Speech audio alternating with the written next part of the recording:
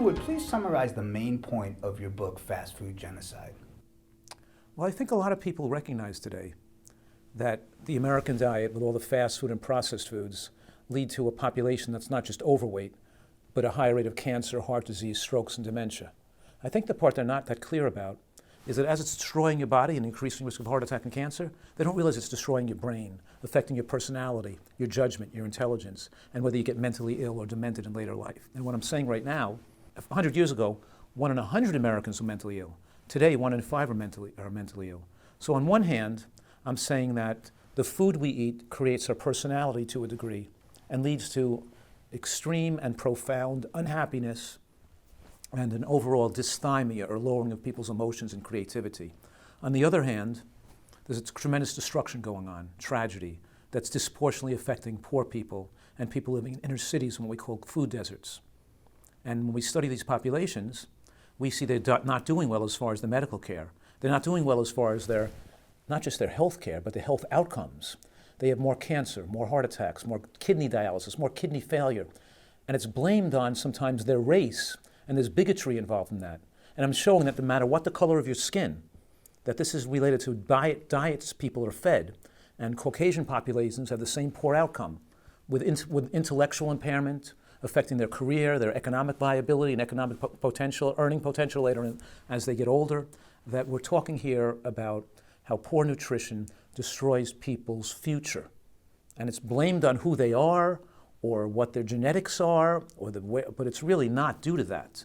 It's really due to how poor nutrition destroys the brain and destroys your human potential, and also how processed foods and sugar and fast foods are the gateway drug to alcoholism, drug use and illegal drug use, and even crime, and how destructive our present food climate is to the well-being and future of our country and of our race, and how the degradation of the American diet over the last 50 years has destructive and far-reaching tentacles that penetrate almost all aspects of life. And we have to take a look at this and look at it seriously. And it's a very fascinating book that I think that people find very interesting.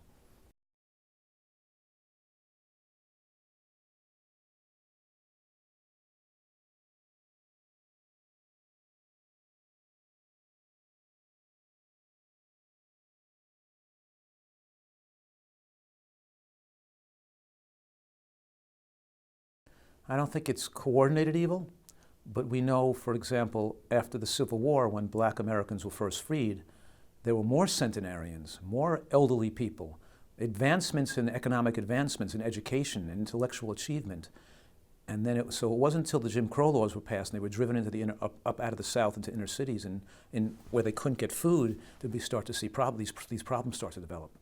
So there's a lot of issues going on. And even pellagra, which was a major illness back in the late 1800s, which was niacin deficiency from the corn and molasses and pork diet they ate back then, caused homicidal, suicidal behavior and aggravated violence in the South. And what I'm saying right now is that nutritional deficiencies and poor nutrition has aggravated violence for centuries. And good nutrition and proper nutrition makes the people that are less angered, more peaceful, more happy, more intelligent, and more considerate of other human beings. The media often reports that alcohol in moderation is part of a healthy diet. What do you think about alcohol's impact on our health?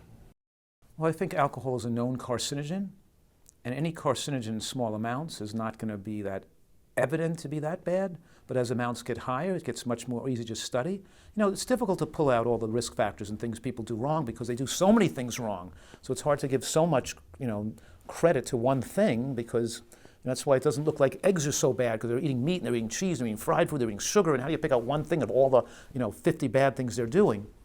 But of course, alcohol is a significant risk factor for cancer. In women, for example, most of the studies that we look at show that even one glass of wine a day increases risk of breast cancer somewhere between 10 and 12%. So it's significant. It's a significant carcinogen. And the idea that it's protecting your heart or making you live longer, it's more poor science. You're not going to, and people want some reason they can continue to utilize things that are harmful to them. They want to think what they're doing is good for them. We know the most powerful anti-cancer lifestyle interventions we can do are to keep ourselves thin, eat a diet rich in vegetables, eat a wide variety of healthy plant foods that have rich in phytochemicals and antioxidants, and don't overeat, and don't drink alcohol. Some people say beans and grains didn't exist until 10,000 years ago and therefore are not our natural foods and our bodies aren't programmed to eat them and therefore we're meant to eat animal products. What does the best science have to say about this? Well, that's ridiculous to begin with. It's a ridiculous statement. What does it matter what does it matter if lions don't usually eat apples or they don't eat nectarines? Who cares? If we took a lion and we fed it a nectarine and it added 10 years to their life, then it's good to give the lion a nectarine. It doesn't matter what their lion's ancestor ate. The point is we have more than 100 studies out today that show that eating beans extends human lifespan. All the blue zones are areas that eat beans. And all the studies on beans show that they have anti-cancer effects. In the Nurses' Health Study, for example, beans were the food that showed the best relation with lower rates of breast cancer in women. We have so much substantial and undisputable evidence that beans lengthen life today, so much so that if you're not eating beans, maybe there's something wrong with your way of thinking or ability to your logical thinking. Maybe you just don't want to give up your meat. Maybe you don't like beans and looking for some rationalizations, like people want to drink their alcohol and want to think alcohol is healthy. Or they want to think that they might want to think that eating, chicken pot pie is healthy or something too. But unfortunately, we have solid evidence and we give more credence to studies that meet 3 different criteria. Number 1, look at thousands of people, not hundreds, thousands. Number 2, they go on for decades, not 2 or 3 years, but decades. And number 3, look at hard endpoints like death or heart attack or cancer. When we look at studies that look at hard endpoints, we see all those studies are in agreement. We look at long-term studies, they're all in agreement. More animal products, more premature death. More vegetables and more beans, longer life, less death. We're all going to die, but hopefully we're going to die later, and we're going to die with our good health intact until we get very old and be able to fully enjoy our life. And that's called a healthy life expectancy. And all the studies we have on diet styles that are high in vegetables and beans and nuts show that it improves mortality. There's decreased death rate from both heart attack and cancer and makes for a healthier life expectancy, better function, mental function and physical function in later life.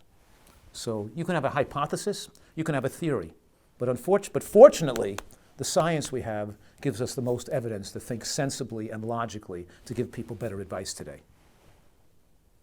Are hemp, flax, and olive oils good for us to eat? And should we try to include these oils in our diet or should we try to avoid them?